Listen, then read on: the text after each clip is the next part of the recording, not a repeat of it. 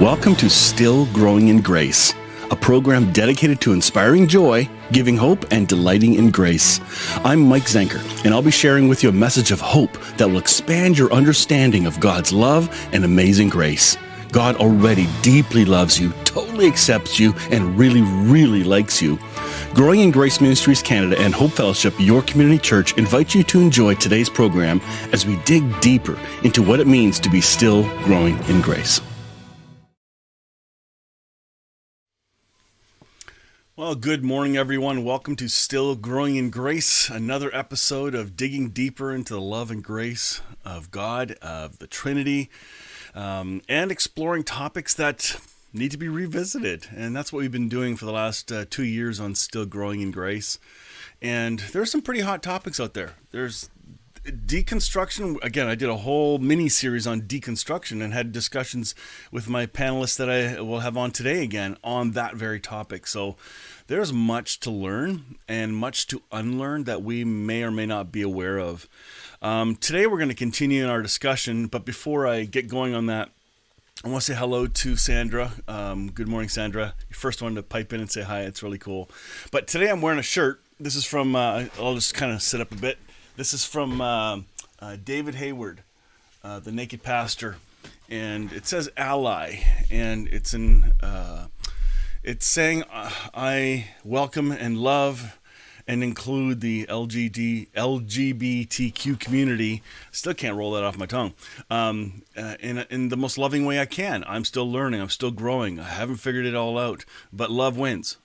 That's my point. So I've watched some disturbing conversations on a dear friend's Facebook post in the last couple of days, and the fangs are out. It's like, seriously, people. I knew it would happen with this topic. Here's why. Because in our journey of learning and unlearning, I've discovered there are some topics that are really tough. Like, they're so big, you don't even know how big they are because they're almost hidden deep in you. Hell is one of them. That's why we're having this discussion on what is hell. Not so much does it exist, blah, blah, blah. You'll catch all that in these discussions. But I knew that the LGBTQ community topic will come up at some point. And the most unloving people on this topic are Christians. They really are. It's brutal, especially well legalized believers, westernized mostly, that have bought the Kool-Aid. I kind of did. I better save this for another conversation, but I tell you, there's more going on than what we have been told. There's more going on in the translations that we have that seem to feed the hate towards that community. I'm feeding love and light. That's why I wear the shirt. And I want to, in Canada, it's Pride Month. And so some of my Christian friends are really not happy that I have anything to do with it. So you're a pastor. You're supposed to be standing for truth. I am. Oh, anyway, that's my rant for this morning. It's very frustrating. So let's dig into this conversation with Richard Murray and Bill Thrasher. We're going to continue. This is part 3 on what is hell. And these discussions are like a rose, in a sense that the drier petals fall off. There's layers and layers on this topic. And I hope you're catching a really neat essence of why this topic must be discussed, because people have preconceived beliefs about hell that were just spoon-fed to them, and there's zero thought given to it. If you're in the Western evangelical church, you have been spoon-fed the basics of what the common beliefs on hell, when there's much more. There are more perspectives than just that one. I promise. And some of the other perspectives have far more hope and love built into them than the eternal torment concept. And again, we unpack that. All right, without further ado, let us begin our wonderful interview with Bill Thrasher and Richard Murray and myself. Here we go. Oh, man. I hope you heard that. I'll edit that out. All right. Welcome to Still Growing in Grace. Welcome to Bill Thrasher and Richard Murray. And we're going to continue our conversation on the topic of hell, what it is, what it isn't. I love, in fact, some people have mentioned they've really appreciated how we've been discussing it. And I think the tone will continue. We ended up dabbling on the love of God and the fire of God. We dabbled on some other things. So I'd like to hear your insight into what are people still struggling with? What are the tripping points on this topic that are giving people a hard time that you're seeing from your perspective? So let's just kind of see where this goes. Yeah, I mean, I'll tell you the one thing that I think people still to this day struggle with the most from my perspective are, as ironic as it is, the words of Jesus himself. And some of Jesus's very direct descriptions and seeming criticisms against people, and the kind of idea that Jesus is basically telling a certain group of people that they are going to experience some very literal torment, right? And the irony, at least I think, in my experience in the past, is when we actually look at who Jesus is speaking to collectively. What context? What's that got to do with anything? I know, yeah. It's always a 180 from what the church is kind of conveying, or I say the church, the institutional church that I'm familiar with. They're talking about the sinner is going to hell, right? That's ironically never what Jesus is really saying, right? Jesus is saying the hypocrite and the keeper of law, you're the one that's going to experience this hellacious, and I don't like the word hell because he's not using the word hell almost ever in this scenario. You think that's a problem? You think that could be part of the problem? It could be, right? But this hellacious experience or place or state of being or whatever we want to consider it, I think that's the hang up that Jesus did. He was very direct with a very intentional group of people. And he expressed some very pragmatic truths that I think literally happened, but I think there's also very figurative and allegorical implications from those words of Christ himself about who we are as humans and how we approach this thing that is existence and life and faith and practice and religion and all these kind of variables. What have you heard, Richard? Well, what are the big hangups that you've perceived? Because you've wrote about this, and by the way, we got links below in the description now of all the stuff you've provided on that topic, especially. It's all there. Yeah, guys, I think that a big part of it is that there's a lack of imagination, a lack of sanctified imagination. There's a lot of fearful imagination out there. But there's a lack of sanctified imagination to even just spend some brain cells about God's nature. Let's look at God's nature. What's if you were all powerful and your constituent element was love, God is love. There's only two constituent elements that I see that the New Testament attributes to God. That's God is light and God is love. It says those two things. That's different than saying he may operate in this, he may operate in this or he may operate in that. Those are the two things that constitute his being, light and love. So if an all-powerful God of light and love, we ask ourselves, what kind of punishment would that, who is the father of all, who's called the father of all and the father of lights, what kind of punishment would such a creature impose? And it's to me, people, they put more confidence in sin and their ability to sin than in his ability to rectify us and to reconcile us. And we're talking, are we really that good? I always tell people, that say, oh no, if you say no, you only get one chance, at the end of this life. And if you say no, it's forever. Are we really that good? Is our willpower really strong enough that you can resist the God of creation who is sending wave after wave after wave of love to you? Well, listen, it's all about us, remember? Yeah. Thanks for reminding me. But wave after wave after wave of cascading love showing you things, taking you on a Scrooge-like walkabout in the postmortem, do you really think that you got the strength of will to resist an all-powerful, a non-coercive, but all-powerful God who knows you better than you know yourself? He knows your triggers. He knows the things that will touch you. He knows the things that can bring you back from your insanity. It's just, why don't we use our imagination that way?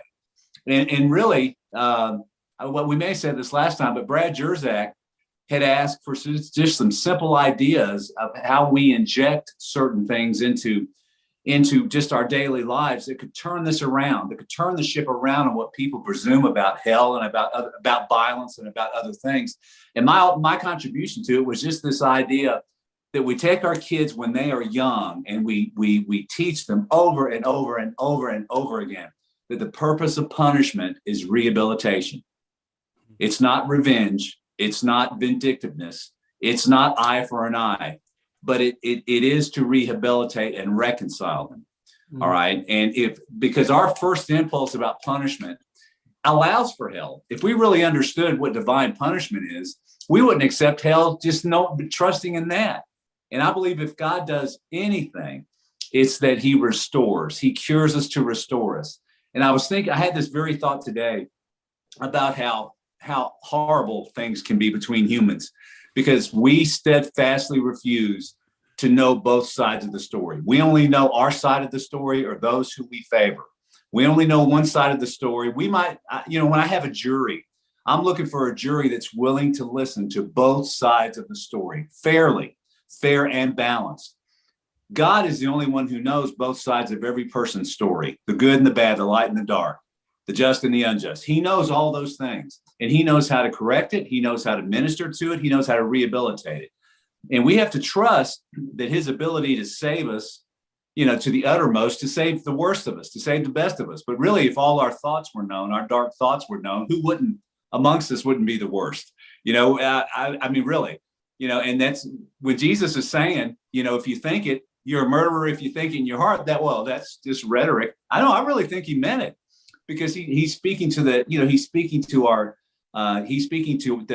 beauty that we're to have within. And if our beauty within is not beautiful, then it's, in one sense, it is just as bad as if you do it, if you think about it. He wants to cure us all the way through. He's looking for a quality cure. We all need curing and continual curing and ongoing curing.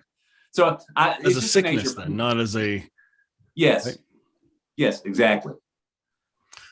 So do you think justice and definition of justice may have something to do with this? Because people keep talking about judgment. There's always a fear of judgment. We're going to be judged. We're going to stand before the throne and be judged. And unfortunately, I'm certain you guys have seen those little booklets from way back, Czech publications. This was your life. I gave those away because my mom told me to, like crazy. We bought them in 50 and 100 packs. And it's a story that, hey, when you die, you're going to be sitting up in heaven watching this super plasma screen of all the bad things you've ever done. Every bad thought is going to be on that screen for the entire creation to watch with you. And you better have more good stuff there. Like, it's just, do you remember that track? It just scares the hell out of you. And then you get tossed in this flaming lake. And like, this is the evangelism track. Yeah. I thought, and there's a whole ton of that stuff out. They're not just Chick publications, many others, but it's that system thinking that judgment and justice will be payback, which is a Roman Greco system, not a Hebrew system, right? I think it was Brad Jerzak who best phrased it.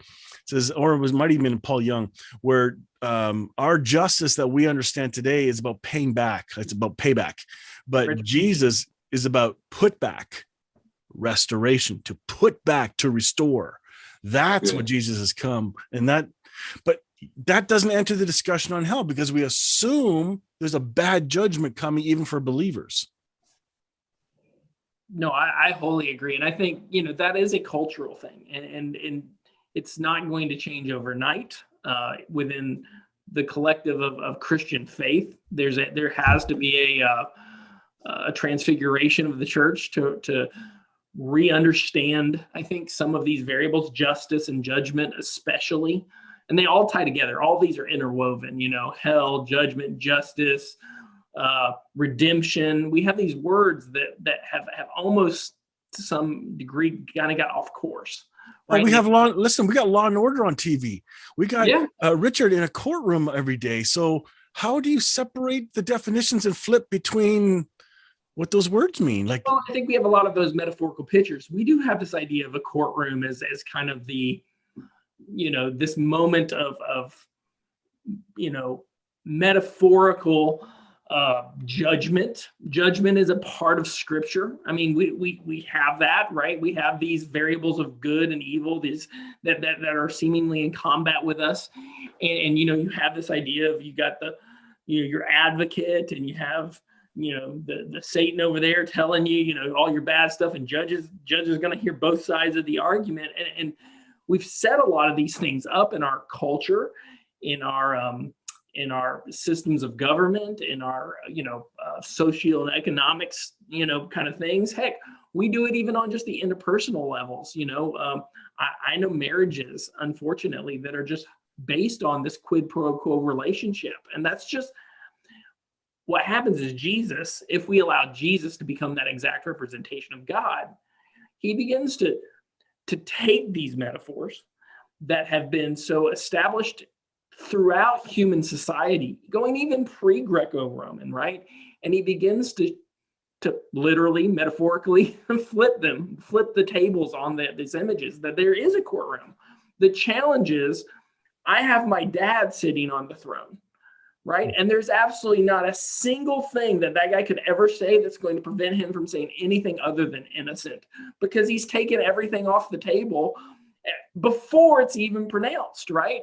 And that's the like, oh, Jesus has already, that it is finished wasn't about, that was the judgment. That is the absolute final end all be all gavel stamp judgment. It is finished. Mercy is all I'm interested in. I'm not interested in sacrifice. Go learn the meaning of that. I've revealed to you the nature of my Father and the Spirit who lives inside of you through this moment, right? This is the courtroom. These are my witnesses on my right and left. One rejects me, one accepts me. Both of them, I say, Father, forgive them. They don't know what they're doing, right? Wait, and that's what, if you look in context, it's right when the guy on the left and right when the guy on the right, that's when he says those words, right? And even his disciples, they said, we want to be on your throne to your right and your left. And he's like, you don't know what you're asking. You don't want those roles. That was the coronation of the king who was going to pronounce the judgment and bring the justice, not through retribution, not through vengeance, not through, these eye for an eye mechanism, right? But in other words, hey, you can slap me 1,000 times. I'm going to pour over you 1,000 times of grace upon you. 7 times 70 is what you're going to get in return for the seven strikes you get of me. So this idea of God's justice unveiled in only the person Jesus just flips the script on all of those metaphors. Yeah, they're good. And the other thing is, here's a lot of people may not have heard this statistic before, but if we take the New King James, let's just pick, that's a decent Bible translation. I mean, it kind of, it's updated and doesn't have some of the all the difficult language in it. Do you know that the word justice appears nowhere in the New Testament? No, I didn't. Now that is a rather stunning statistic. Now, the word that is translated as justice is, I believe, is diakinesis, something along those lines. Dikazone is the word, and it is in the New Testament, but it's usually translated as righteousness. Mm-hmm. All right, where has justice gone? It has gone into righteousness. All right, and I think that that's an amazing. Whereas you can see love. How many times do you think love is in the New Testament? How many times do you think light is in the New Testament? And we can deconstruct the whole concept of justice with 10 verses in the New Testament, and it's on the Sermon on the Mount. You have heard that it was said, eye for an eye. Now that's justice, eye for an eye.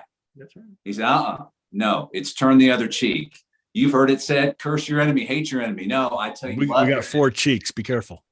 Yeah, well, Boy, what a picture that is.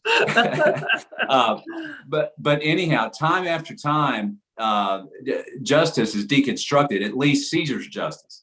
And I understand that, Caesar performs a function here and there's some level of justice that he operates in, but that's a justice that doesn't know both sides. And it's a justice that doesn't know how to really restore and reconcile. It's a justice that is necessary for humanity's fractured state to try to diminish and minimize the violence we do to each other, but it's not curative. And when it tries to be, every now and then something can break through, but overall, it's not based on being curative. It's based on being penal and vindictive, and punishing, for punishment's sake. The whole word colossus, that's the only word that's used for punishment in the Gospels. And if you look at that word, it means, it basically means to prune somebody back so that they can have fuller growth. And then another word that's used throughout the New Testament is timoria, which now I said that was the only word used in the Gospels. I wasn't speaking of the other books in the New Testament, but timoria is there, and it's another word that's used. There's basically two words that are used for punishment. One has to do for the interest of the victim, and the other has to do to restore the person who's offended. So they're both addressed. I want to cure this person that's doing this. That's right. All right. And we may end up looking like milksops and weak on crime and weak on all these things, but we are called above all else to reconcile everything and everybody to Christ. That's right. And that's where his heart is. He is a God of reconciliation.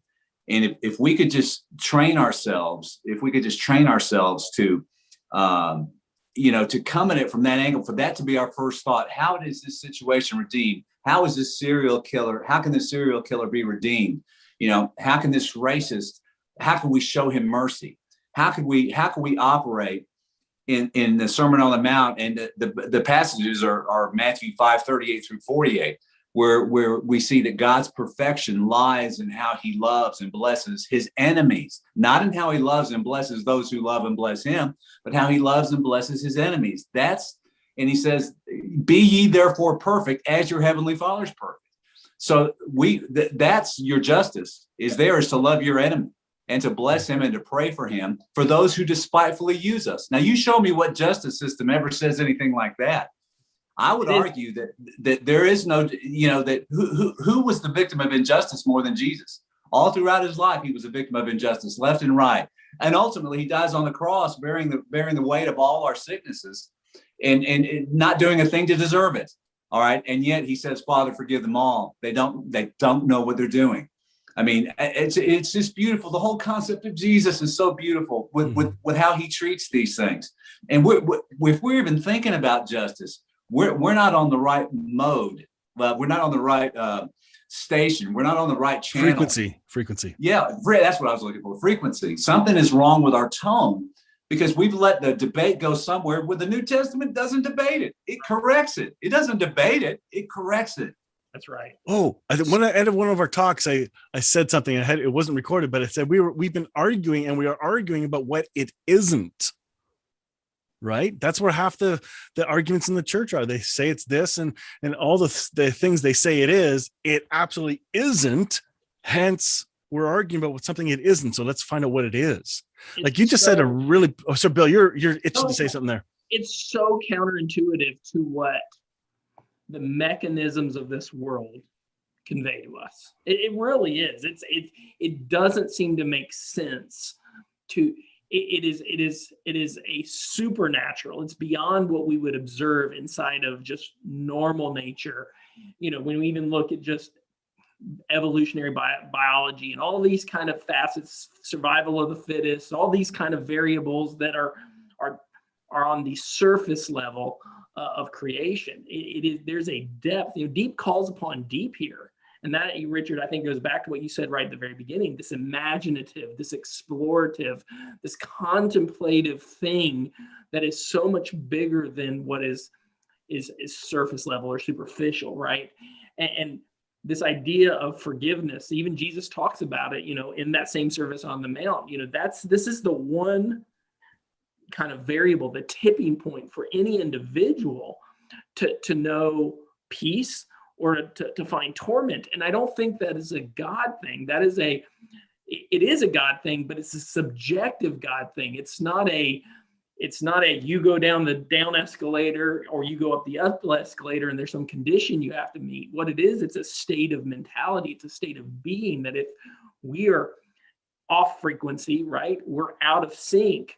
It's something that we can't control, and that brokenness ensues, and then it has a ripple effect on our entire world. And I think that's kind of what it gets back to when it says, all creation is groaning, like these pains of childbirth. It's just on its tiptoes, desiring, waiting for the sons, the co-heirs, the children of God to make themselves manifest and wake up to the idea that if we just turn the other cheek, if we just forgive one another, if we act through mercy and kindness, healing will absolutely fundamentally begin to spark alive. But instead, what we do is we legalize it, right? Like that, right? It's like, oh, we found the solution. We found the formula. So slap a law on it, right? In this situation, that works. So slap a law on it, treat every situation the exact same way. We found it.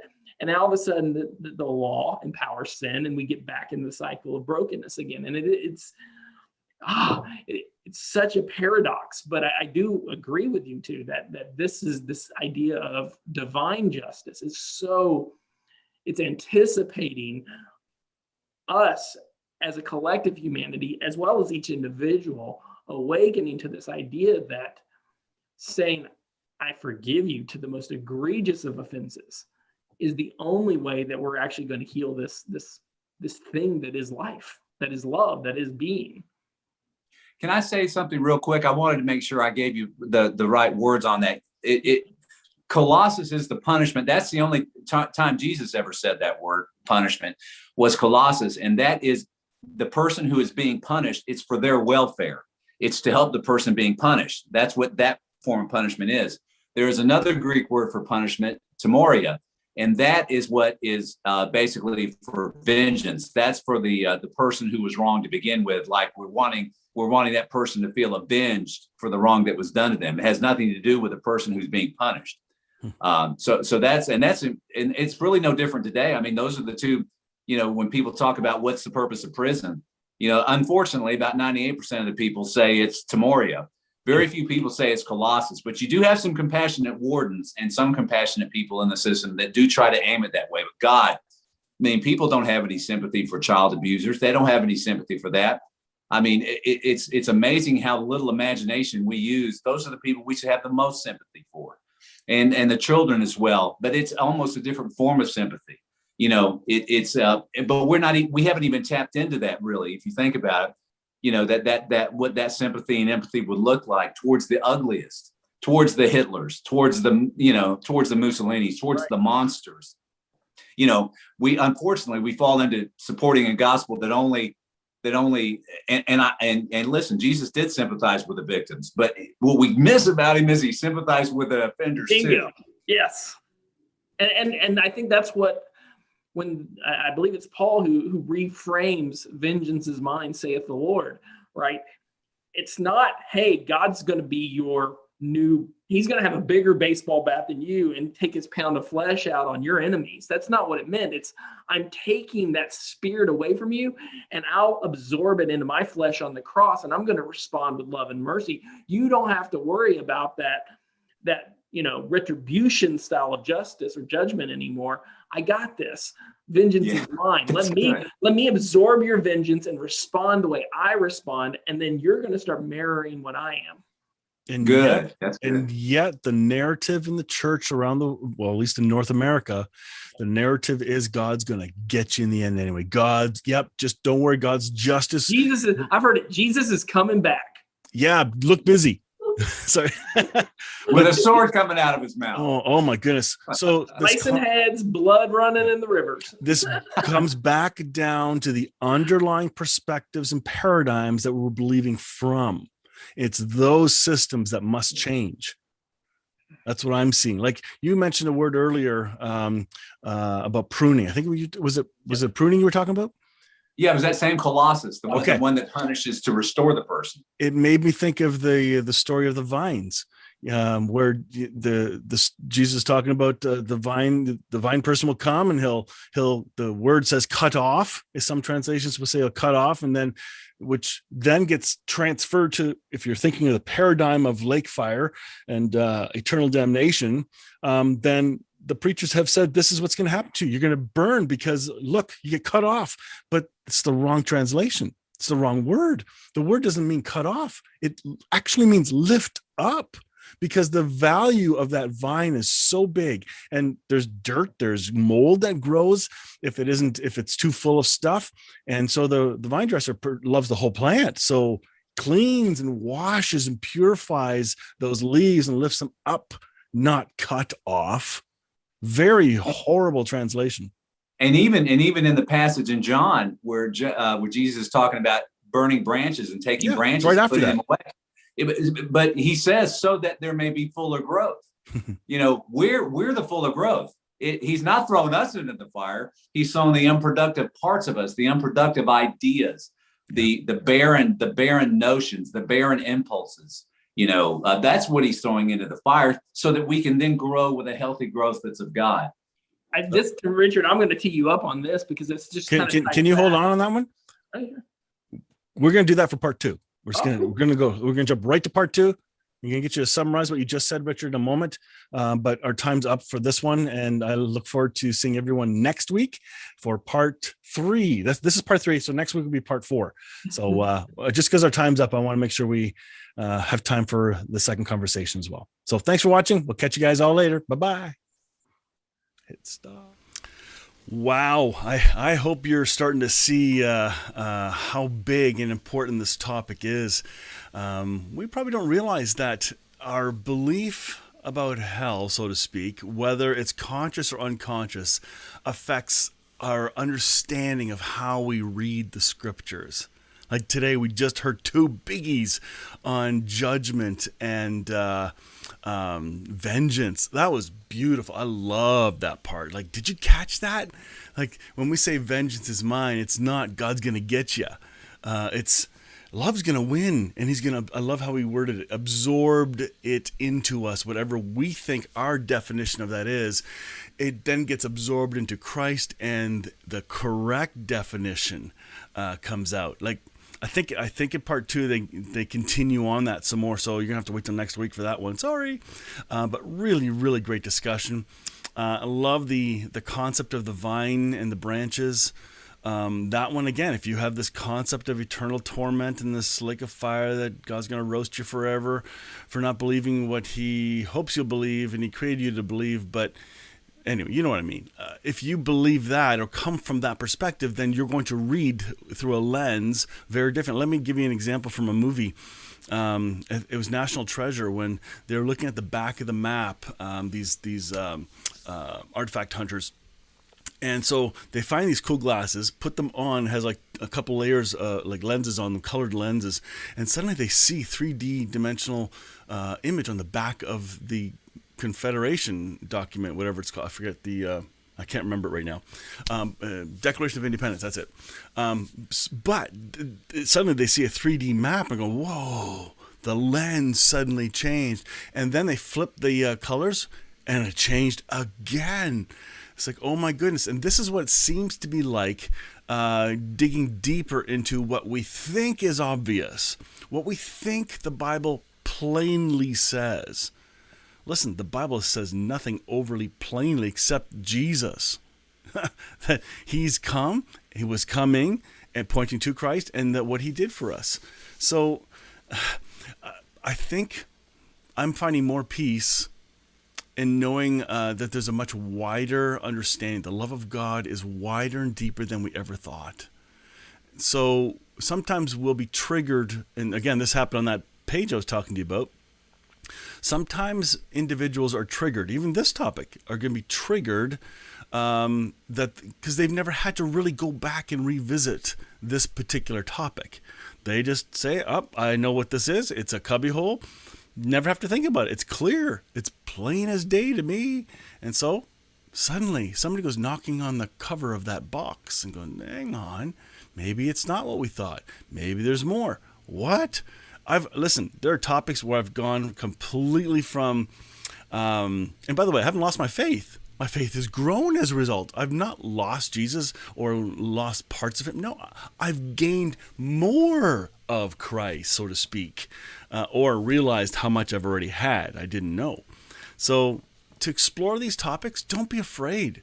Don't fear what you're going to learn, because Christ is the one in charge of your revelation. Just enjoy the ride, and it can take you up some pretty big roller coasters. Anyway, folks, that's it for today. I hope you have a great day. Share this if you like. I think these 4 parts, I think we're going to end up having 5 or 6 at the most on this particular topic. It's the most I've done on Still Growing in Grace. But again, this is a big topic, and I love how it's gently the threads are being pulled out. And I think, anyway, look forward to next week. I think you'll really enjoy it. You guys have a fantastic week, and we'll catch you later. Bye-bye. Join me next time on Still Growing in Grace for more good news. Enjoy previous episodes by downloading our podcast at growingingrace.ca. You can also visit hopefellowshipycc.com to find our service times and location. If this show has been an encouragement to you, please consider making a donation today at growingingrace.ca and help us keep spreading this good news. Thank you again for tuning in to Still Growing in Grace.